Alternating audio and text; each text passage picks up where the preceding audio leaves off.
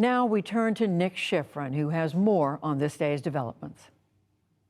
As we reported, NATO announced today that it was increasing the number of troops in 4 NATO member countries that either border Ukraine or are near it. With me to discuss these new deployments and what's come from the SNAP summit at NATO, retired Lieutenant General Doug Lute. He had a 35-year career in the Army and served on the National Security Council staff during both the George W. Bush and Obama administrations. He was also U.S. ambassador to NATO during the Obama administration. Doug Lute, welcome back to the NewsHour. So as Jane just said, the NATO is deploying more battle groups to southeastern Europe, to 4 countries on the Black Sea or Ukraine. That's Slovakia, Hungary, Romania, and Bulgaria. That doubles the number of battle groups that have been deployed in the past to northeastern Europe, which were deployed in 2014. So what difference does it make sending NATO troops to southeastern Europe?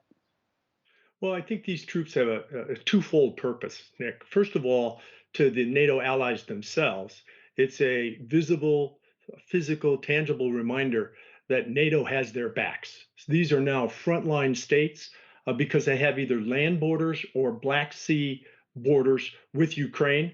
And so they're frontline states with by way of the conflict there.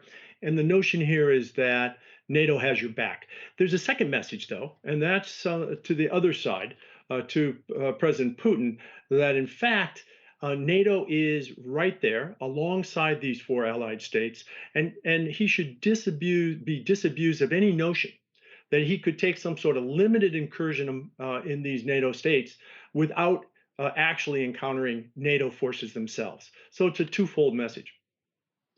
NATO announced also today that it would send materiel to Ukraine to try and prevent it and protect it from a chemical weapons attack. Of course, as we noted in Jane's piece, President Biden said today that the U.S. would respond to a chemical weapons attack, but he was ambiguous as to how the U.S. and NATO would respond. Do you think it's wise to keep that ambiguity?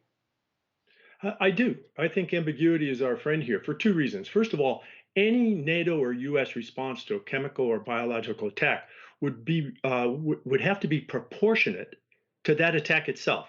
So it's not, you can't decide that proportionality in advance. It will depend on the attack.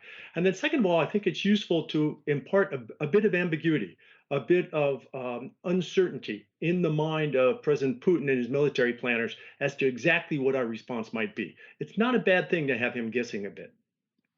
And when you say proportionality, I assume you mean that there could be a minimal response by NATO if there is if you will, a minimal chemical attack. I hate to even say that, but there's different levels of chemical attacks, and there would be different responses based on that, right? Right.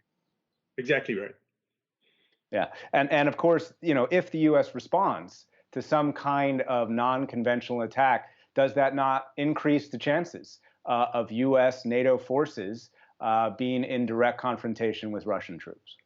Without doubt. And that's why this is such an important step. I think it was important today to hear from both NATO leaders, but the president himself, that there will be a response.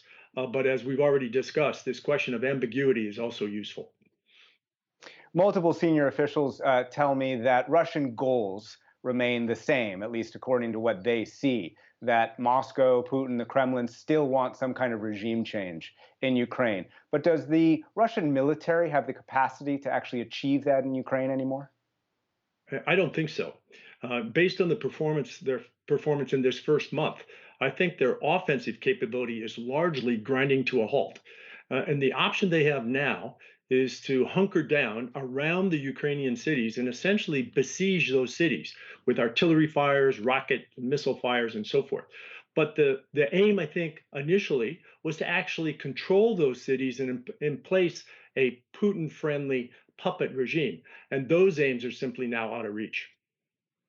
And senior U.S. officials tell me that the Russians are running out of precision-guided missiles. Some of them have failed because of corruption in manufacturing, and they do fear exactly what you just said, that the Russians will dig in and be able to pummel cities. And unfortunately, they say Ukraine will be unable to effectively evict the Russians if the Russians hunker down. What does that say about where we're going in this war? Well, I think it underlines, Nick, the importance of logistics, which is too often a sort of a misinterpreted or discarded factor in warfare. But a siege campaign, the rockets, the missiles, and the artillery rounds that the Russians will depend on have to come from Belarus or Russia, and they have to transit relatively vulnerable logistics lines. Basically, they are road bound, and it's these road bound resupply convoys that are exceedingly vulnerable to interdiction by the Ukrainian forces. And that's where the Ukrainians have an advantage. And they have been taking that advantage thanks to a lot of Western weapons as well. Doug Lute, thank you very much.